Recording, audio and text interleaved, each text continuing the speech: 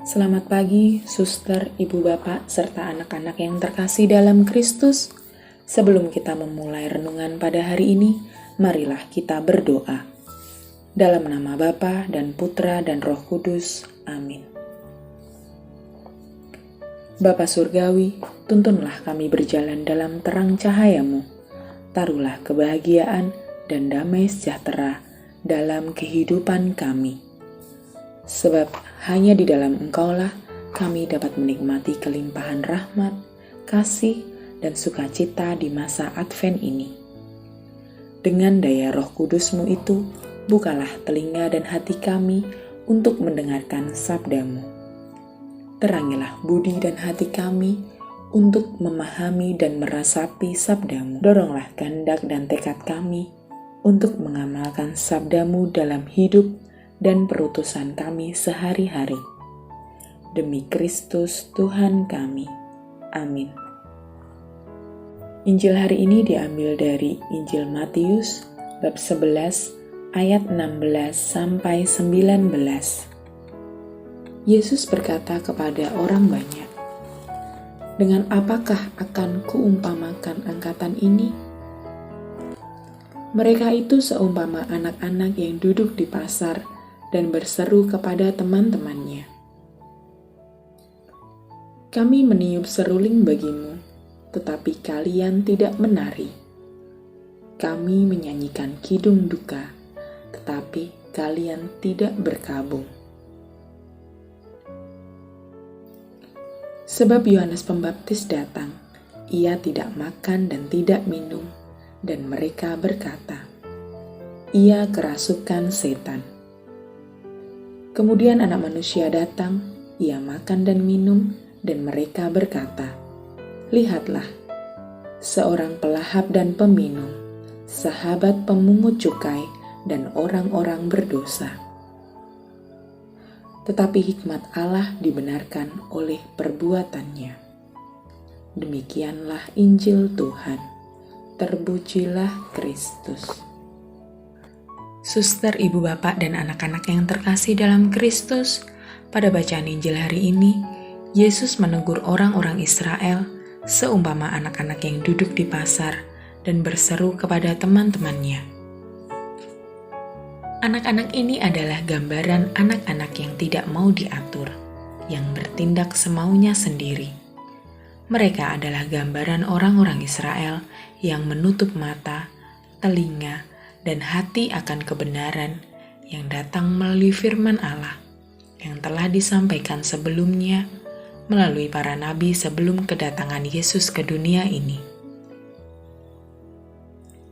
Kedatangan Yohanes Pembaptis yang mengajak berpuasa bahkan dianggap sebagai orang yang kerasukan setan.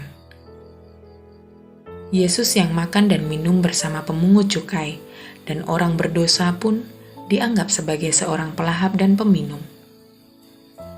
Terlebih lagi mereka juga tidak menyadari tanda-tanda yang diberikan Allah tentang kedatangan Sang Mesias. Kita sungguh-sungguh diingatkan untuk selalu membuka hati, diri, dan pikiran kita untuk menanggapi dan merasakan kehadiran Tuhan. Salah satu caranya adalah dengan secara rutin mendengarkan sabdanya dan dengan penuh iman menerima tubuh dan darah Kristus dalam perayaan Ekaristi. Untuk anak-anak yang terkasih, cara kalian untuk melayani Tuhan dengan cara aktif dalam kegiatan gereja, mungkin bisa menjadi misdinar, mengikuti doa di lingkungan kalian masing-masing. Kita semua sudah menjadi anak-anak pilihan Allah berkat sakramen permandian. Kita sudah termasuk dalam kelompok umat pilihan Allah. Apakah sebagai pengikut Kristus kita siap menolong sesama kita? Dan apakah kita turut bergembira bersama mereka yang bersuka cita? Atau bahkan turut berkabung dengan mereka yang sedih? Suster, ibu bapak, dan anak-anak yang terkasih dalam Kristus, Yesus mengharapkan agar kita selalu tanggap akan kehadiran Tuhan dalam situasi apapun itu. Tuhan berharap supaya kita tetap peduli akan sesama kita.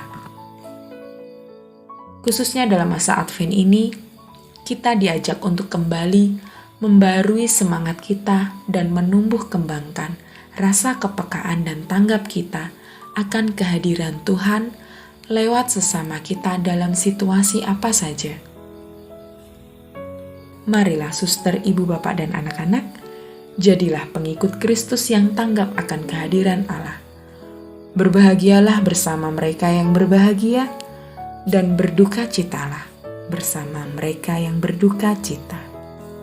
Untuk mengakhiri renungan pada hari ini, marilah kita berdoa. Allah Bapa yang berbelas kasih, sabdamu adalah kehidupan kekal, daya hidup dan perutusan kami. Naungilah kami dengan Roh Kudus, agar kami dapat melaksanakan misi putramu, menyampaikan kabar baik kepada sesama yang miskin dan berkekurangan. Semoga daya sabdamu yang kami wartakan, menyembuhkan sesama yang sakit, menghibur yang berduka cita, meringankan yang berbeban berat, meneguhkan yang lemah imannya, memberikan harapan baru bagi yang putus asa. Demi Kristus Tuhan kami. Amin. Dalam nama Bapa dan Putra dan Roh Kudus. Amin.